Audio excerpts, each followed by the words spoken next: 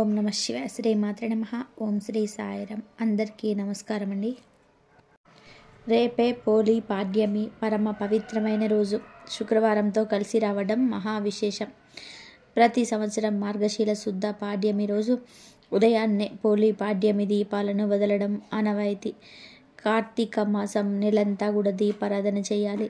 కానీ ఆ నెలంతా దీపారాధన చేసినా చేయకపోయినా మధ్యలో ఏమైనా ఆటంకాలు అవాంతరాలు వచ్చినా అన్నిటికీ కూడా సమాధానంగా పోలి పాడ్యమి రోజు 33 ఒత్తులను కలిపి ఒకే ఒత్తిగా వెలిగించి నీటిలో వదులుతారు. దీనికి పోలి దీపం అని పేరు. ఈ పోలి దీపం వెలిగిస్తే కైలాస ప్రాప్తి కలుగుతుంది అని పరమేశ్వరుడు చెప్పాడు. మరి ఈ సంవత్సరం పోలి పాడ్యమి దీపాలను ఉదయం ఏ సమయంలో వెలిగించాలి, ఏ సమయం తర్వాత పోలి దీపాలను వదిలిన ఫలితం రాదు అన్న విషయాలను ఇప్పుడు ఈరోజు ఈ వీడియోలో తెలుసుకుందాం. ఎందుకంటే చాలామంది తెలియక ఈ సమయంలో దీపాలు వదులుతారు. కానీ కొన్ని సమయాల్లో దీపాలు వదిలినా ఎటువంటి ఫలితం రాదు అని శాస్త్రాలు ఉంది.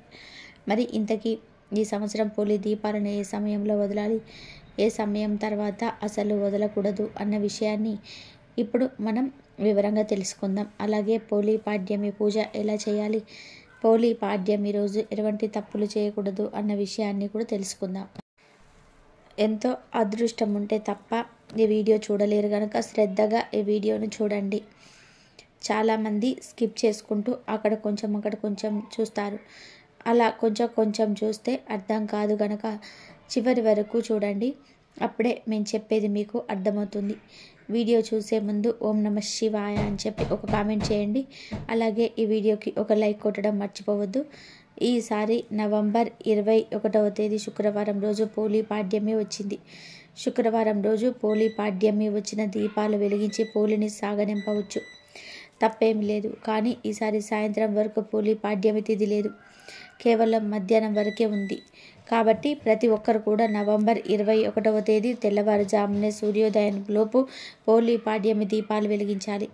ఈ పోలి పాడ్యమి దీపాలను మార్గశీర శుద్ధ పాడ్యమి గడియల్లో వెలిగించాలి. ఈసారి మార్గశీర శుద్ధ పాడ్యమి తిథి అనేది నవంబర్ 20 మధ్యాహ్నం 12 గంటల 16 నిమిషాల నుండి నవంబర్ 21వ తేదీ మధ్యాహ్నం 2 గంటల 47 నిమిషాల వరకు ఉంది. కనుక ఈరోజు సాయంత్రం పూట దీపాలను వెలిగించడానికి వీల్లేదు. కేవలం ఉదయం మాత్రమే పోలి దీపాలను వదలాలి. అందరు తెల్లవారుజామునే జరుపుకునే ప్రయత్నం చేయాలి. ఇక ఈ పోలి పాడ్యమి దీపాలు ఏ సమయంలో వదలాలి అంటే నవంబర్ 21వ తేదీ తెల్లవారుజామున నక్షత్రాలు ఉన్న సమయంలోనే సూర్యోదయానికంటే ముందే వెలిగించుకోవాలి. పాడ్యమి దీపాలు అనేటివి ఎప్పుడైనా సరే తెల్లవారుజామున మాత్రమే వదలాలి. పాడ్యమి దీపాలు వదిలిపెట్టేందుకు బ్రహ్మ ముహూర్తం అనేది ఎంతో ముఖ్యం. ఈరోజు బ్రహ్మ ముహూర్తం ఏ సమయంలో ఉందో చూద్దాము. నవంబర్ 21వ తేదీ సూర్యోదయం అయ్యేది ఉదయం 6 గంటల 14 నిమిషాలకి అవుతుంది. ఈ సమయానికి 48 నిమిషాల ముందు సమయాన్ని అంటే 2 గడియల ముందు సమయాన్ని ఆసూరి ముహూర్తం అంటారు. దానికి 48 నిమిషాల ముందు కాలాన్ని అంటే 2 గడియల ముందు కాలాన్ని బ్రాహ్మీ ముహూర్తం లేదా బ్రహ్మ ముహూర్తం అంటారు. అందుకే ఈరోజు సూర్యోదయాన్ని పరిగణలోకి తీసుకుంటే అంటే ఈరోజు సూర్యోదయం ఉదయం 6 గంటల 14 నిమిషాలకు అవుతుంది. కాబట్టి బ్రహ్మ ముహూర్తం వచ్చి తెల్లవారుజామున 4 గంటల 33 నిమిషాల నుండి 5 గంటల 23 నిమిషాల వరకు ఉంటుంది. ఈ బ్రహ్మ ముహూర్త కాలంలో పాడ్యమి దీపాలు వెలిగిస్తే చాలా మంచిది. కాబట్టి మీరు అన్ని కార్యక్రమాలు ముగించుకొని ఈ బ్రహ్మ ముహూర్త కాలంలో మీరు పోలి పాడ్యమి దీపాలు వెలిగించుకోండి. ఎవరైనా సరే ఈ బ్రహ్మ ముహూర్తంలో పాడ్యమి దీపాలు వదిలితే చాలా మంచి ఫలితాలు కలుగుతాయి. పాడ్యమి దీపాలు వదలడానికి ఇదే శుభ సమయం కనుక అందరూ ఈ సమయంలోనే దీపాలను వదలండి. కానీ గుర్తుపెట్టుకోండి, పాడ్యమి దీపాలను సూర్యోదయం అయ్యాక అసలు వదలకూడదు. ఈరోజు ఉదయం 6 గంటల 14 నిమిషాలకు సూర్యోదయం అవుతుంది. ఆ సూర్యోదయ సమయం తర్వాత ఇక పాడ్యమి దీపాలు పెట్టిన ఎటువంటి ఫలితం రాదు. పైగా పాపం తగిలే అవకాశం కూడా ఉంది కనుక ఈరోజు త్వరగా బ్రహ్మ ముహూర్తంలో నిద్రలేచి నది వద్ద కానీ ఇంటి వద్ద కానీ పాడ్యమి దీపాలను వదలండి. బ్రహ్మ ముహూర్తంలో ఈ పాడ్యమి దీపాలు వదిలితే శ్రేష్టం. లేదు కొంచెం అటు ఇటు అయితే సూర్యోదయం లోపే అంటే ఉదయం 6 గంటల 14 నిమిషాల లోపు పాడ్యమి దీపాలు వదిలేయాలి. ఆ తర్వాత ఇక పోలి పాడ్యమి దీపాలను వదలవద్దు, అది మంచిది కాదు. ఇప్పుడు పోలి పాడ్యమి పూజ ఎలా చేసుకోవాలో వివరంగా తెలుసుకుందాం. పాడ్యమి రోజు తెల్లవారుజామున నిద్రలేచి ఇంటిని శుభ్రం చేసుకొని తలస్నానం చేసి శుచి అయిన దుస్తులను ధరించి ముందుగా ఆకాశంలో ఉన్న నక్షత్రాలను దర్శనం చేసుకొని ఆ తర్వాత తులసి కోట వద్ద శుభ్రం చేసుకొని బియ్యపిండితో ముగ్గులు వేసి ముగ్గును పసుపు కుంకుమ పూలతో అలంకరించాలి. తర్వాత పూజకు కావలసిన సామాగ్రిని సిద్ధం చేసుకోవాలి. పసుపు కుంకుమ గంధము అక్షింతలు ఆవు నెయ్యి అరటి డొప్పలు 31 ఒత్తులు పువ్వులు కొబ్బరికాయ అగరవత్తులు చలివిడి వడపప్పు మొదలైన వాటిని సిద్ధం చేసుకోవాలి. ఇంటిలో దీపారాధన చేసుకొని తర్వాత తులసి కోట వద్ద ఆవు నెయ్యితో దీపారాధన చేసుకోవాలి. ఆ తర్వాత 31 ఒత్తులను అరటి డొప్పలతో సహా నీటిలో వదలాలి. ముందుగా ఒత్తులను పత్తితో తయారు చేసుకొని ఆవు నెయ్యిలో నానబెట్టి ఉంచుకోవాలి. పాడ్యమి రోజు ఉదయం ఏదైనా కాలువ వద్ద కానీ చెరువు వద్దకు వెళ్ళి ఒక అరటి డొప్పలో ముందుగా నానబెట్టి ఉంచుకున్న ఒత్తులను ఉంచి చిటికెడు పసుపు కుంకుమ వేసి ఒక పుష్పం అక్షింతలను వేసి కొంచెం చల్లివిడి వడపప్పును నైవేద్యంగా అరటి డొప్పలో ఉంచి ఆ ఒత్తులను వెలిగించి నెమ్మదిగా నీటిలో వదలాలి. తర్వాత 3 సార్లు నీటిని నెమ్మదిగా చేతితో ముందుకు తోయాలి. అంటే పోలిని సాగనంపుతున్నట్టుగా ముందుకు తోయాలి. ఆ తర్వాత పోలి యొక్క కథను చెప్పుకోవాలి లేదా మనసులో తలుసుకోవాలి. అమ్మ ఆ పసుపు కుంకుమను తీసుకొని మాకు కూడా పసుపు కుంకుమలను ప్రసాదించు తల్లి అని ఆమెను వేడుకోవాలి. అలాగే చలివిడి వడపప్పును స్వీకరించి మాకు కడుపు చల్లదనాన్ని కరిగించు తల్లి అని అతన్ని ప్రార్థించాలి. అక్కడే ఉన్న 3 లేదా 5 ముత్తైదులకు తాంబూలం ఇవ్వాలి. ఇంకా ఎక్కువ మందికి ఇచ్చినా పర్వాలేదు. ఇలా చేస్తే ఆ స్త్రీలకు సౌభాగ్యం కలిగి అష్టైశ్వర్యాలు కలుగుతాయని నమ్మకం. లేదండి మాకు కొలనుకు వెళ్ళడం వీలు కాదు అనుకునేవారు మీ ఇంటి దగ్గర ఉన్న తులసి కోట వద్ద ఒక పెద్ద పాత్రలో లేదా టబ్బులో నీరు నింపి దాని తులసి కోట వద్ద ఉంచి ఇప్పుడు మనం చెప్పుకున్న విధానంగానే అట్టి దీపాలను తులసి కోట వద్ద ఉంచిన నీటి పాత్రలో జాగ్రత్తగా విడిచి నమస్కారం చేసుకోవాలి. ఈ విధంగా చేసిన తర్వాత సర్వం శ్రీ పార్వతీ పరమేశ్వరమస్తు అని చెప్పి నీటిని వదలాలి. ఎవరైనా పౌర్ణమి రోజు 365 ఒత్తులను వెలిగించలేకపోతే ఈరోజు తులసి కోట వద్ద 365 ఒత్తులతో దీపాన్ని వెలిగిస్తారు.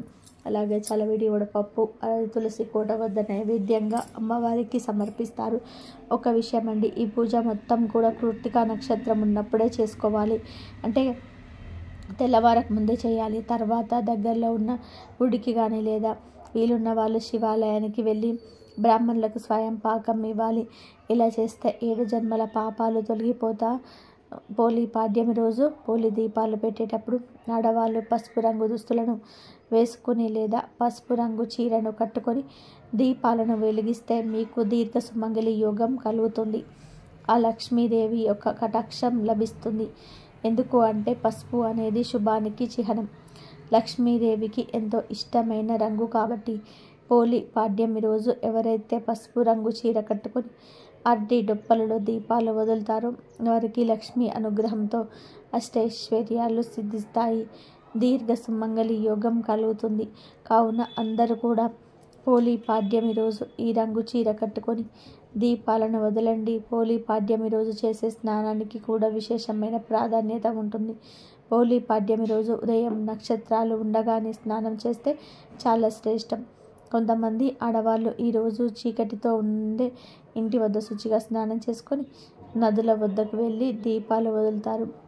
ఇక మళ్ళీ అక్కడ స్నానం చేయరు. మరికొంతమంది స్త్రీలు ఇంటి వద్ద స్నానం చేసి మళ్ళీ నదిలో కూడా స్నానం చేస్తారు. కొంతమంది ఇంటి వద్ద స్నానం చేయకుండా నదిలో మాత్రమే స్నానం చేస్తూ ఉంటారు. ఇంటి వద్ద స్నానం చేసేవారు ఈరోజు ఆ స్నానం చేసే నీటిలో ఒక ఉసిరికాయను తీసుకొని ఆ ఉసిరికాయ రసాన్ని తీసి ఆ రసాన్ని నీటిలో వేసుకొని కానీ లేదా ఉసిరికాయ పొడిని నీటిలో వేసుకొని స్పూన్ పసుపు కూడా వేసుకొని ఆ స్నానం చేయాలి. అలా ఉసిరి రసం ఉసిరిక పొడి లేదా పసుపును ఈ మూడిట్లో ఏదో ఒకటి నీటిలో కలిపి 3 సార్లు గంగా గంగా అని చెప్పి అనుకొని స్నానం చేయాలి. ఇక నదిలో స్నానం చేసేటప్పుడు మాత్రం 3 సార్లు గంగా గంగా అని చెప్పి అనుకుంటే సరిపోతుంది. పోలీ పాడ్యమి రోజు ఇంటి దగ్గర మరియు నది దగ్గర ఇప్పుడు మనం చెప్పుకున్న పద్ధతిలో దీపాన్ని వెలిగిస్తే మాసమంతా గంగా నదిలో స్నానం చేసిన ఫలితంతో పాటు లక్ష్మీదేవి కటాక్షం కూడా సిద్ధిస్తుంది.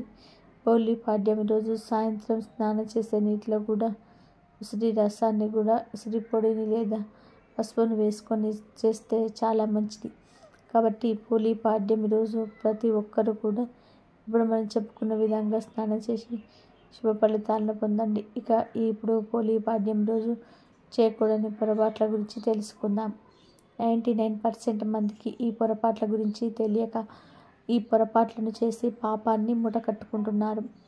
చాలామంది ఈరోజు 30 లేదా 31 సంఖ్యలో ఒత్తులు వేసి దీపాలు పెడతారు. కానీ అలా చేయకూడదు.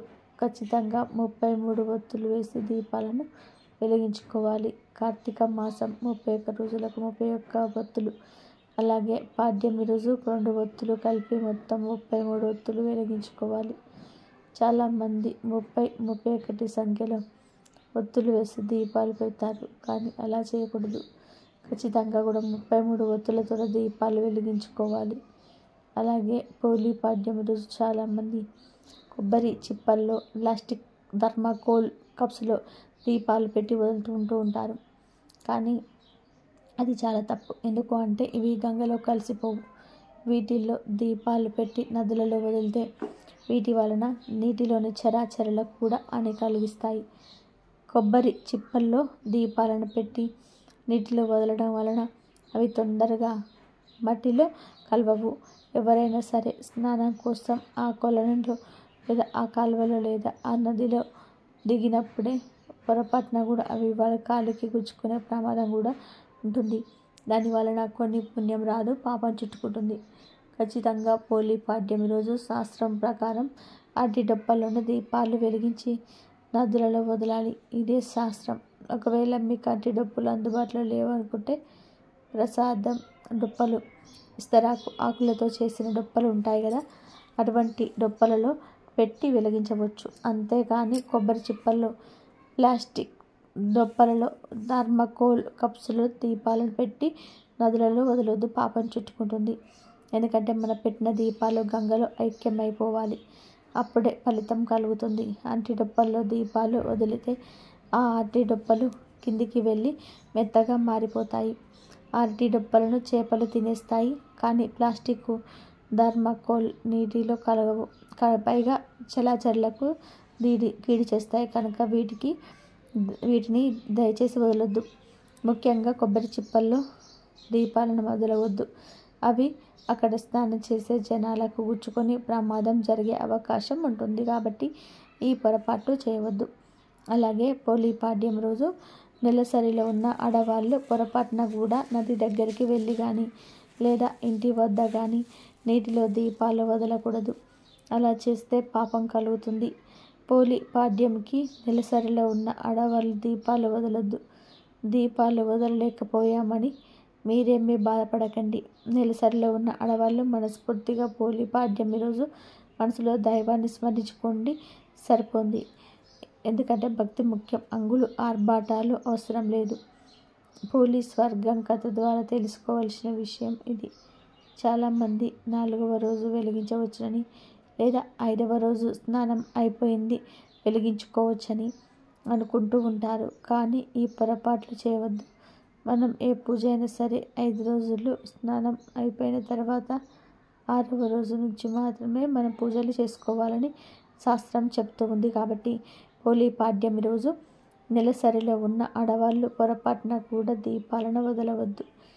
ఈ పోలీ పాడ్యమి రోజు ఉపవాసం ఉండాల్సిన అవసరం లేదు. కానీ ఆడవారు తెల్లవారుజామున నిద్ర లేస్తారు కనుక మధ్యాహ్నం కాసేపు నిద్రపోతూ ఉంటారు. కానీ ఈరోజు మధ్యాహ్నం ఎట్టి పరిస్థితుల్లోనూ నిద్రపోకూడదు. అలా నిద్రిస్తే మీరు చేసిన పూజకు ఫలితం రాదు. అదేవిధంగా పోలీ పాడ్యంతో కార్తీక మాసం పూర్తయి మార్గశిర మాసం ప్రారంభమవుతుంది. కనుక చాలామంది పోలీ పాడ్యమి రోజు మాంసాహారం తింటారు. అంటే కార్తీక మాసం 30 రోజులు మాంసాహారం తినని వారు ఈ రోజున మళ్ళీ మాంసాహారం తీసుకుందామని అనుకుంటూ ఉంటారు. కానీ ఈ పోలీ పాడ్యమి రోజు ఎట్టి పరిస్థితుల్లోనూ మాంసాహారం తినకూడదు. మరుసటి రోజు నుంచి మాంసాహారం తీసుకోవచ్చు, కానీ పోలీ పాడ్యం రోజు మాత్రం ఎట్టి పరిస్థితుల్లోనూ మాంసాహారం తినకూడదు. అలాగే పోలీ పాడ్యం పూజ చేసేవారు తప్పనిసరిగా ఈరోజు బ్రహ్మచర్యం పాటించాలి. పొరపాటున కూడా ఈరోజు భార్యాభర్తలు కలవకూడదు. అదేవిధంగా పోలీ పాడ్యం రోజు దీపాలు వెలిగించేవారు తప్పకుండా నదులలో, కొలనులలో లేదా కాలువల్లో తప్పకుండా స్నానం చేసి ఈ పోలీ పాడ్యం దీపం వదలాలి లేదా వెలిగించుకోవాలి. నదులలో స్నానం చేసే వీలు లేని వారు మీకు అందుబాటులో బావిలు ఉన్న ఆ నీటితో స్నానం చేసి అయినా సరే ఈ దీపాలను వెలిగించుకోవచ్చు, లేదా కాలువల్లో కూడా స్నానం చేయవచ్చు. ఇవేమీ కుదరని వారు సాయంత్రం బకెట్ నీటిని ఆరో బయట ఉంచి దీపాలను గంగాదేవి నామాన్ని 3 సార్లు తలుపుకొని స్నానం చేస్తే గంగా నదిలో స్నానం చేసిన ఫలితం కూడా కలుగుతుంది. అలా స్నానం చేసి నదులలో, చెరువులలో, కాలువలో పోలీ దీపాలను వదలవచ్చు. మాకు నదులు, కాలువలు, చెరువులు చాలా దూరంలో ఉన్నాయి అనుకున్నవారు ఇలా బకెట్ నీటితో స్నానం చేసి ఆ తర్వాత మీరు అక్కడికి వెళ్ళి ఆ నదులలో కానీ, చెరువులో కానీ, కాలువలో కానీ దీపాలను వెలిగించుకోవచ్చు.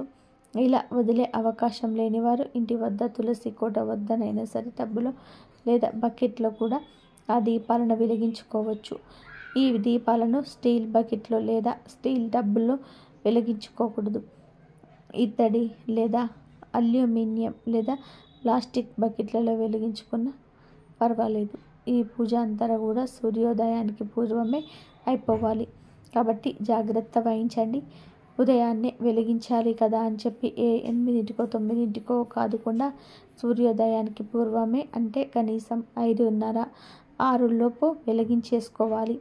అదేవిధంగా 33 ఒత్తులను వెలిగించేటప్పుడు అగ్గిపుల్లతో వెలిగించరాదు. ఏకహారతి ద్వారా వెలిగిస్తే చాలా మంచిది. ఈరోజు ముత్తైదువులకు తాంబూలం ఇస్తే చాలా మంచిది. వారికి దీర్ఘ ఆయువు, సుమంగళి యోగం కలుగుతుందని పెద్దలు అంటూ ఉంటారు.